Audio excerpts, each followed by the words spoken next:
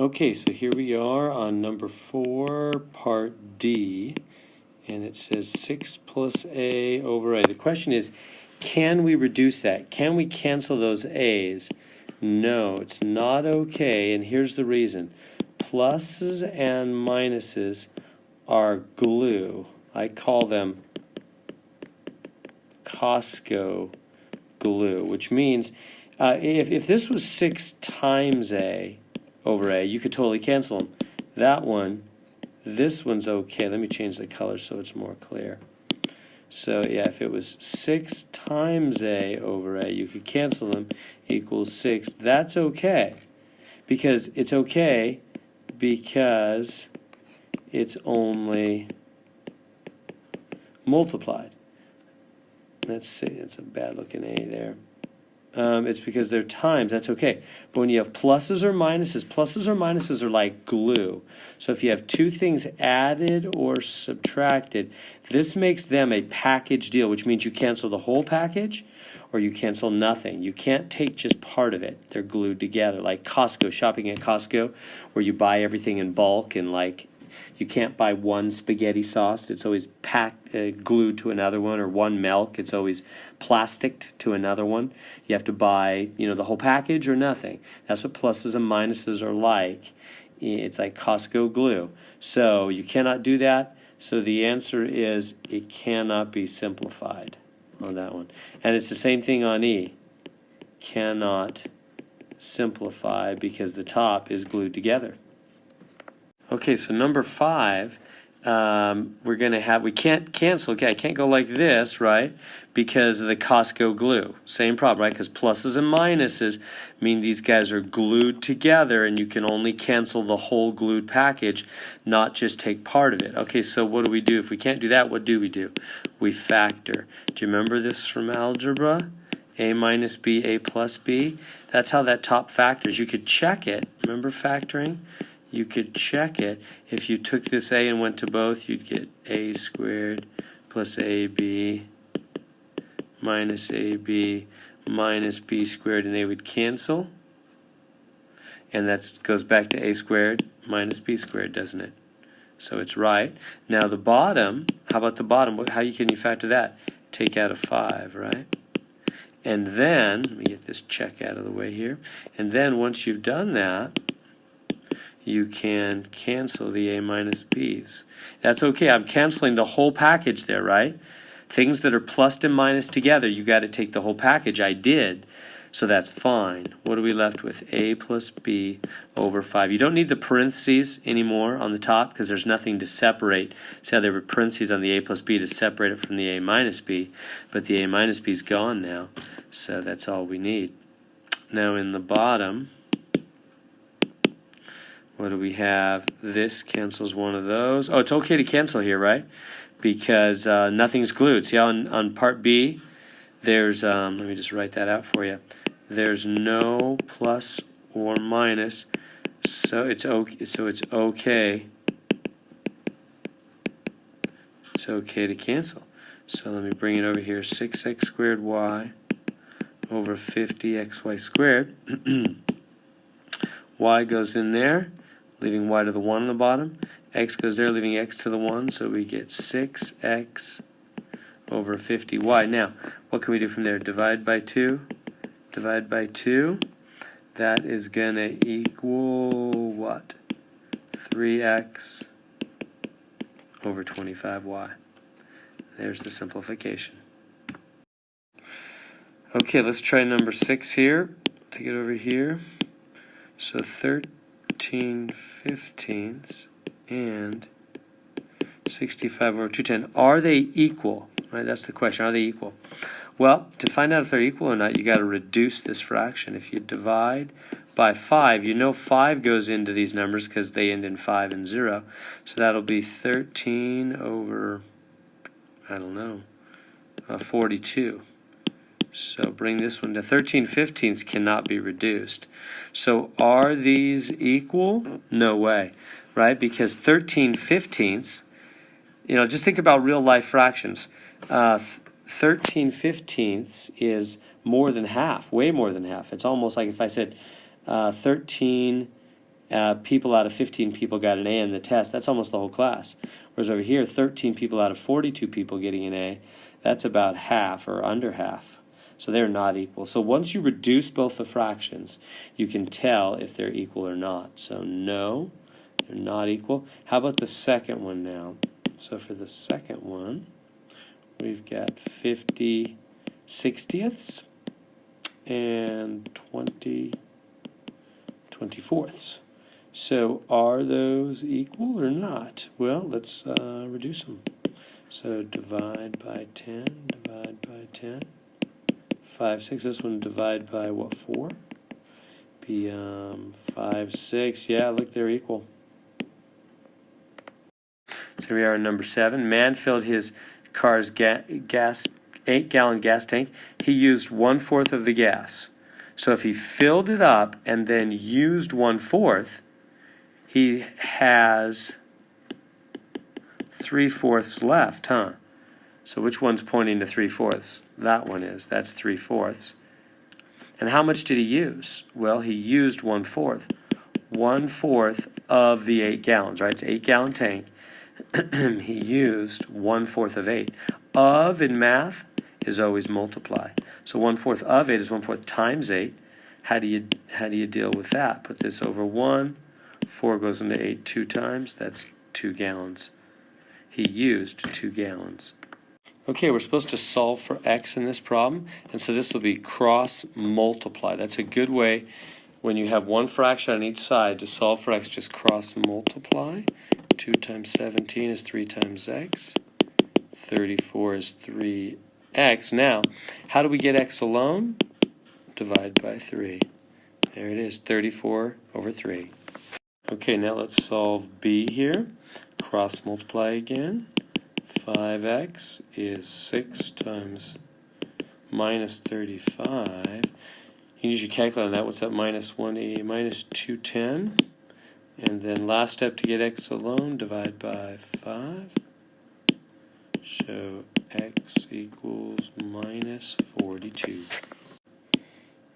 Okay, so here we go. 3/4 and 2/9.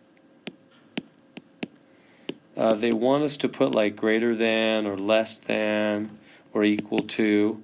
Certainly not equal between those. So how do you know basically which one's bigger and which one's smaller? Which one of these fractions is bigger and which one is smaller? Well, I think on this one you can kind of tell just by looking at them. If I said 3/4 of the class got A's on the last exam versus 2/9 of the class got A's, which one's a bigger portion of the class? 3/4 is bigger, huh? 'Cause that's more than half. 2/9 is way less than half. All right, let's try B now. Bring in B down here. Negative 5/6 and negative 7/8. Yeah, this one's a little more tricky. One thing you could do is you could make a common denominator on this one. You could make them both. You could make them both 24. 6 and 8 both go into 24. If you made the denominators the same, you could compare them. So if I multiply top and bottom by 4, top and bottom by 3, I'd get minus 20 24ths and minus 21 24. So think about a number line now. Here's a number line. Here's like 0. Here's negative numbers. Right over here is the positive. Positive numbers over here, negative numbers here. Negative 20 24ths would come first, and then it'd be that order, right? As you're going in the negative direction on the number line. So therefore, the question is, which one's actually a bigger number? This one, because it's further to the right. Bigger always means further to the right. So that's the bigger number.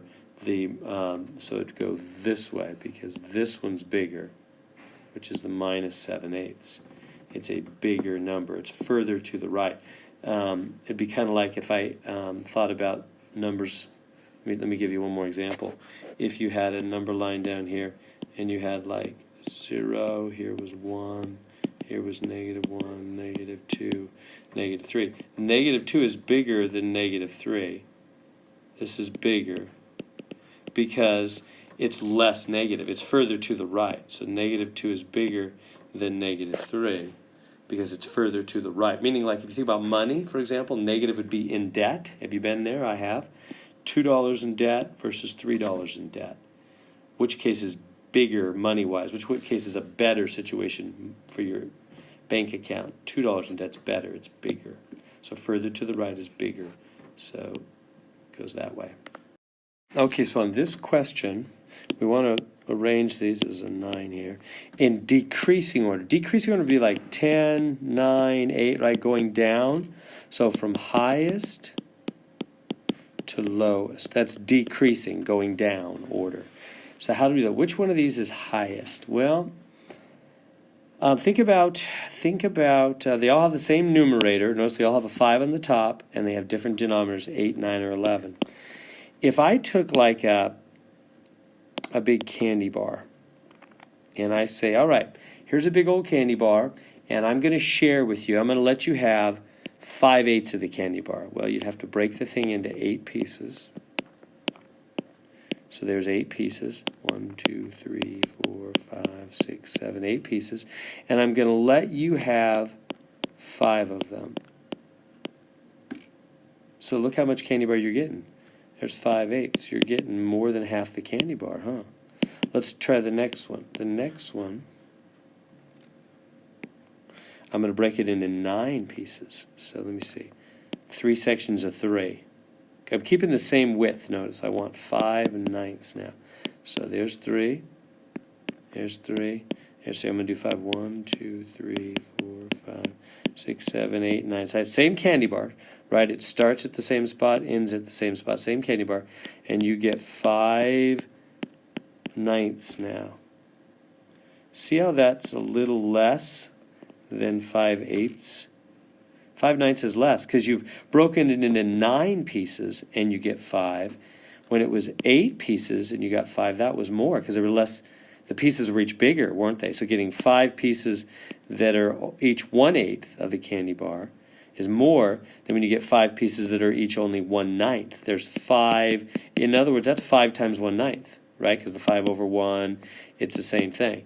So you're getting 5 1/9 pieces. Here you're getting 5 1/8 pieces, which are bigger. 1/8 of the candy bar is bigger than 1/9. Finally, let's do the candy bar into 11 pieces. We're going to do 5/11s. So if we do 11 pieces, let me see how we're going to do 11 pieces. We're going to have to do like,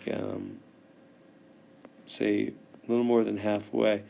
We're going to have to do 5 here. I'll do this. There'll be 6 on this side and 5 on that side. I broke that up about right, I think. So it's a little more than the right side has a little more than the left side. So make this into 6 even pieces. So 3 and 3, 3 and 3, and then these will be all the same. 2, 3, 4, 5 pieces. So 1, 2, 3, 4, 5, 6, 7, 8, 9, 10, 11 pieces. Here's your candy bar. You get 5/11s. See how that's even less? Because what that means is getting 5 pieces that are each 1/11th of the candy bar. 1/11th pieces. 1/11th of the candy bar is less than 1/9 of the candy bar, and 1/9 is less than 1/8. So the highest number in this list, the biggest amount of candy bar, is 5/8. That's the biggest, followed by 5/9, followed by 5/11. So I guess from the beginning, they were already in decreasing order from biggest to smallest. So again, this one's decreasing order, which means biggest to smallest. But notice they're all negative, aren't they? They're all negative. Biggest to smallest. Okay.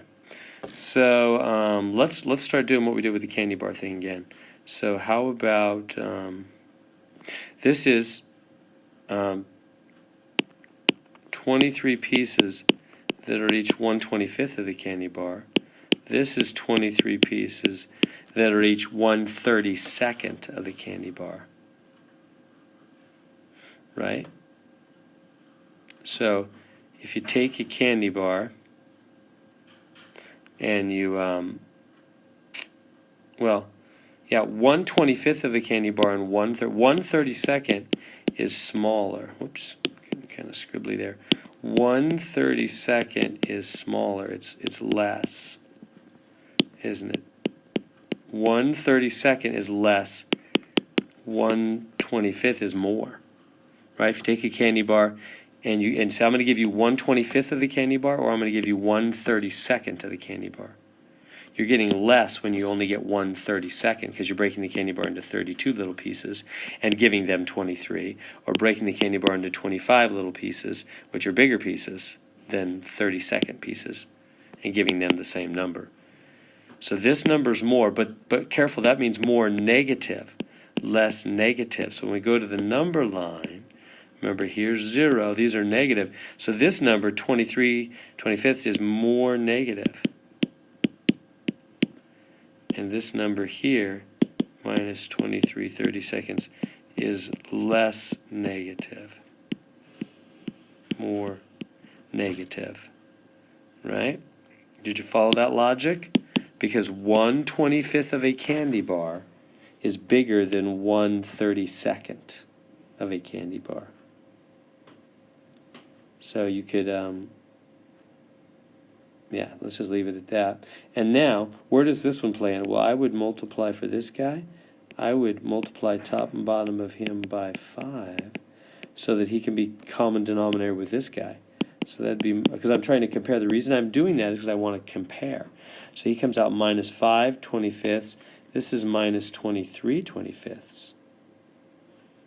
So, how does he compare? He's less negative. Yeah.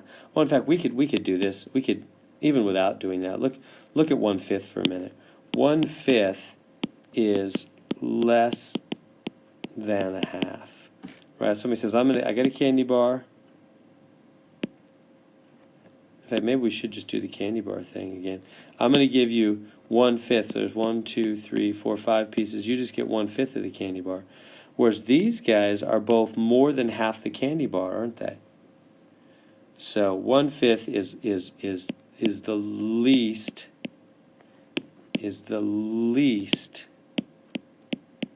negative. So if it's the least negative, it must be in here. It's the least negative. It's the least into negative territory. It's the least negative. This is the less negative territory. This one is the most into the negative territory. There's the positive side of the number line and the negative side. So now they want me to list these from biggest to smallest. Biggest means right most on the number line. Let me get this out of the way.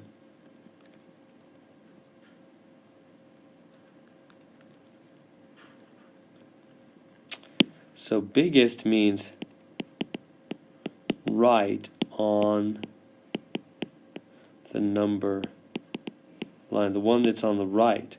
So the biggest to be this number, because he's the least negative, followed by this guy, followed by this guy. There is the answer to the question. The smallest is the one that's left on the number line. Because left, this is smallest, most negative. This is the one on the right, biggest. So you start with the biggest. So you put him first, second, and third. There we go. So for 11a, they want me to find two rational numbers, meaning a rational number is a ratio, it's a fraction number. Two fraction numbers between these two. So if I take my 1/7 and my 2/7, I want to find two fractions between them. How am I going to do that? Well, you can look down here, see how they have 21 and 14 and stuff. So that means you probably multiply by 2 or 3. If you try 2, it's not going to work. Let me show you. If you multiply by 2, you're going to get 2/14, and this will be 4/14. There's only one fraction between those, 3/14. That's not going to work. So instead, because they want two numbers between, so instead go back and try 3. Now 2 didn't work, right? I'm looking at the multiple choice answers. Try 3 now. And so you get 3 21sts, and this is 6 21sts. So what are the two fractions in between? 4 21sts and 5 21sts. There it is. Those are between the 1/7, right? Because 3 21sts is the same as 1/7, isn't it? And 2 sevenths, that's the same as 6 over 21. So there's two fractions between those two. Let's try 11b. Minus 1/3 and minus 2/3. Same thing, we want two fractions in between. Looking at the denominator, so there's ninths and sixths. So let's try, probably going to have to multiply it by 3. That worked last time. Let's multiply top and bottom by 3. And then what do we get? Minus 3 ninths minus 6 ninths. So what would be two fractions in between those? Minus 4 ninths and minus 5 ninths. There it is. Okay, so they want us to say what fraction is the shaded part. So this shaded is what part of that whole rectangle, that whole box. The shaded part is what part of that whole box. Well, I think they're trying to confuse us by the way they broke up the top. That's not a good way. Let's redraw it right here. And we have the bottom shaded like that. Looks like 1/3 of the bottom. So just break the top up the same way the bottom is. Don't have two different ways of breaking up the box. See how the size of these rectangles is different than the size of those rectangles? We don't want that. That's confusing when you're trying to find a fraction. Just make all the boxes the same size. Here we go. 1, 2, 3, 4, 5, 6. Now we have 6 even-sized boxes. We did them the same as the bottom row was broken up. And what portion is shaded? 1 out of 6. Easy to see. Okay, so here we're on number 13. They want us to use a ruler to make 3/4 of an inch. Okay, now 3/4 is, whoops, getting a little shaky there, is more than a half, isn't it? So no way D, that's not more than a half. No way C, that's not more than a half. They're out. So it's either A or B. Which one of those is 3/4? Well, let's see, 3/4. If you start at 0, here's 1. So this is half. So this is 1/4. And this is 3/4. So it's not B. B's going beyond the shaded, right? The shaded part is more than 3/4. So it's not B. It must be A. Do you see A is right? Now you might say, no, it's stopping in the same spot. Yeah, but they skipped this section. They skipped this. So in other words, they skipped 2 little marks and 2 little marks. And that means they skipped 4 marks. So see what 4 marks is? Look right here. Look right here. 1, 2, 3, 4 marks is 1/4. So these two parts they skipped 1/4 of the whole thing.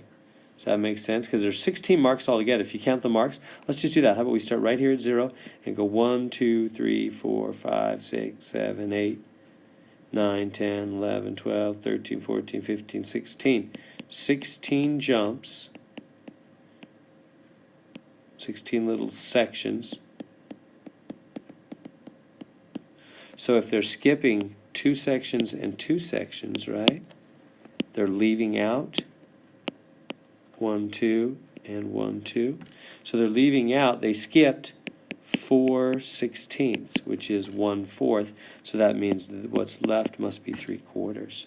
They skipped 4 out of 16, which is 1/4, which means they left 3/4. So the answer is A. That is 3/4. Okay, 14. 8 light bulbs were in a chandelier. 1/2 of the bulbs were not shining. How many were not shining? Well, if you got 8, half of them is half times 8 is 4. 4. So now let's go to 15. Okay, on 15 we want to add fractions. So when you add fractions, you have to get a common denominator, right? So I'm going to multiply top and bottom of this one by 7. Top and bottom of that one by 3. So this will be minus 7 21st plus 15 21st. You combine that, you get 8 21st. There we go. Let's try part B. 19 24ths minus 5 6ths.